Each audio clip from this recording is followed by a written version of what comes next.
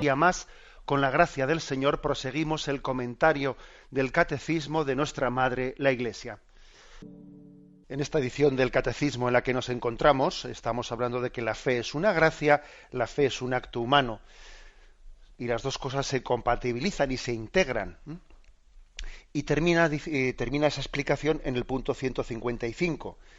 En la fe, la inteligencia y la voluntad humanas cooperan con la gracia divina. Y aquí viene una cita de Santo Tomás de Aquino. Creer es un acto del entendimiento que asiste a la verdad divina por imperio de la voluntad movida por Dios mediante la gracia. Bueno, es un texto que también asume el Concilio Vaticano I. Dice, lo vuelvo a leer, creer es un acto del entendimiento que asiente a la verdad divina por imperio de la voluntad movida por Dios mediante la gracia. Parece complicado, pero yo pienso que no lo es. Es decir, en sí es un acto del entendimiento. Así como, si queréis, el fe, esperanza y caridad. La caridad es más un acto de la voluntad. La fe es más un acto del entendimiento. Bien, pero implica la voluntad. Por eso dice aquí, creer es un acto del entendimiento que asiente a la verdad divina. O sea, el entendimiento humano dice, yo me adhiero a la verdad revelada por Dios, pero lo hago porque la voluntad que está movida por la gracia de Dios, la voluntad mueve mi entendimiento. O sea, no es algo frío, sino que es mi voluntad la que dice, quiero creer. Quiero creer. Recuerdo haber explicado el tema del matrimonio, de lo que es el amor del matrimonio, diciendo que el amor no solo es decir amo, sino que es quiero amar. El amor cristiano, el amor matrimonial. Ay, es que se me ha ido el amor. Es que ¿cómo que se me ha ido? Oiga, mire usted. Yo quiero amar. Es querer. El matrimonio cristiano es querer. Bueno, algo parecido pasa aquí con la fe. La fe es una adhesión de la inteligencia, o sea, la inteligencia se adhiere a lo que Dios le revela, pero también hay como una especie de acto de la voluntad que dice, quiero creer. Creo y quiero creer. Porque fíjate, que es que si tú no quieres creer, o sea, ojo, puede ser, teóricamente, cuando uno va a hacer un acto de fe, dice, o sea, ¿cuál es mi principal problema para creer? ¿Que tengo dudas racionales? ¿O que mi corazón no acaba de entregarse? Y muchas veces ocurre que uno se piensa que su problema para creer es del tipo, digamos, de dudas racionales. Si me aclaren esto, es que no tengo claro este tema, si no tengo claro el otro, el más allá de la muerte, cómo es y tal, ¿no? Y muchas veces uno descubre que el problema principal no está tanto en las dudas racionales, sino en que la voluntad no ha terminado de entregarse, no ha dicho quiero creer. Esto a veces, por ejemplo, se suele comprobar mucho cuando alguien que tiene así teóricamente una lucha de aquí te espero, de que creo y no creo, creo y no creo, un día va, esto por ejemplo ha sido una constante en muchos santos, el santo cura de Ars, ¿no?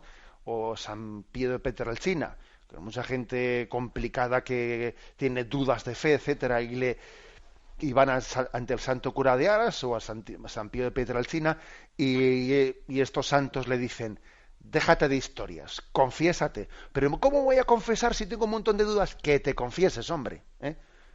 Y se confiesan y en la confesión sacan el lastre que tienen de toda su vida anterior, pecados graves que tienen ahí tapados y que tienen pim pam, sacan sus pecados y de repente cuando se han confesado, pues rompen a llorar porque en su vida anterior pues habían tenido tapadas ciertas cosas, ¿no?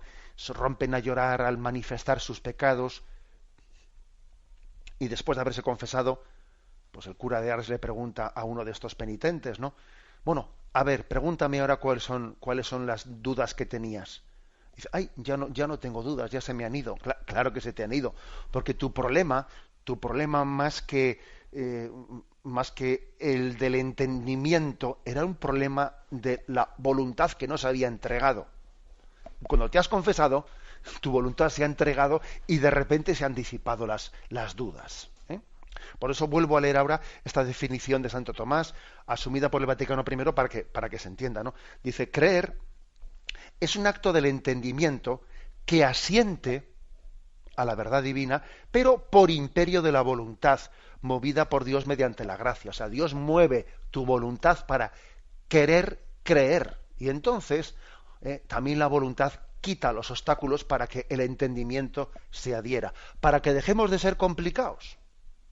Porque es que, al final, si la voluntad no da el pistoletazo de salida, pues uno siempre tendrá dudas interiores, ¿no?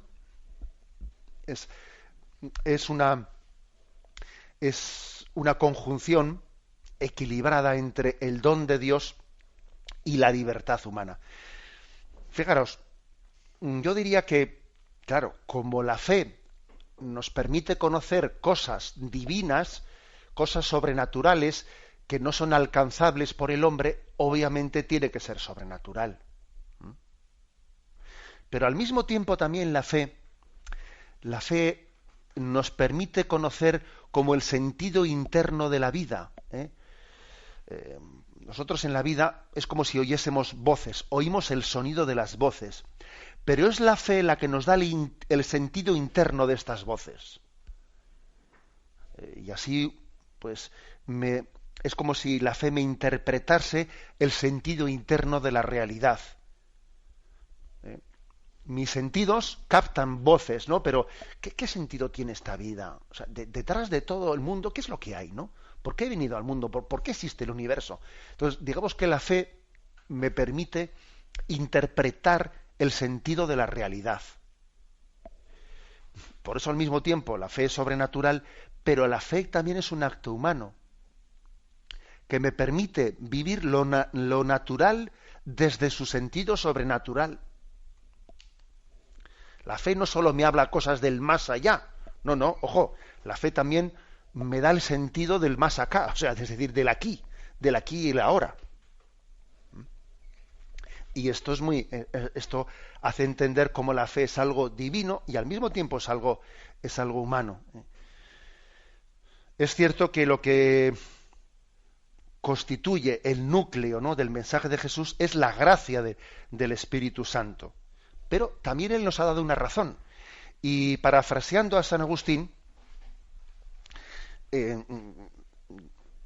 aplicando un poco a ese tema, una expresión suya, yo me atrevería a decir que la razón nos ha sido dada para que se implore la gracia de Dios.